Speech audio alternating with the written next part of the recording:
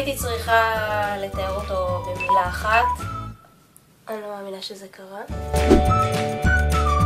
מרצה משכמו ומעלה, אני אומר את זה לא כי אני יודע שהוא במקרה יראה את הסרטון הזה, אלא כי באמת מגיע לו שאפו ענקי.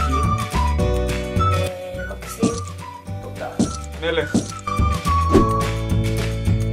זה מאוד מחדש, מאוד עוזר בכל התחום של הדיגיטל, דברים שלא נאמרו לנו בקורסים קודמים. כל מיני מושגים שאפשר להשתמש בהם בעולם האמיתי, CPC, CPR, CPL וכל מיני כאלה שכשתגיעו לרעיון זה ייתן לכם הרבה ערך מוסף כמרואיינים. למדתי לבנות קמפיין ממש מאפס, למדתי להתאים ערך ללקוח.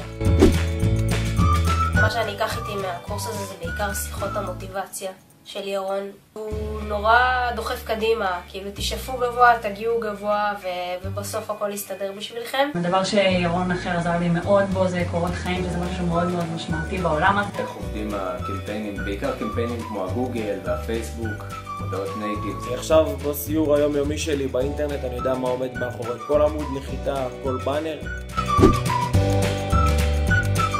אם הייתי צריכה לתאר את ירון במילה אחת, נהיה קיצ'ים ונגיד אחר.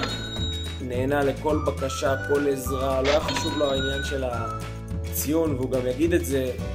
הוא באמת מרצה אחר, אין לו את הדיסטנס, הוא לא תופס תחת, ובאמת חשוב לו שתצליחו בקורס, הוא לא בא להכשיל אתכם, הוא לא בענייני כן ציון גבוה, לא ציון גבוה. לתאר את ירון במילה אחת? תותח.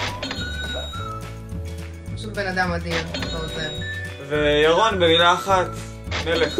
אין דרך לתאר. אני חושבת שאתם מאוד הולכים ליהנות בקורס הזה, הוא שונה מכל הקורסים שעשיתם עד עכשיו, ושיהיה לכם המון בהצלחה בתואר ובהמשך. סלמתק.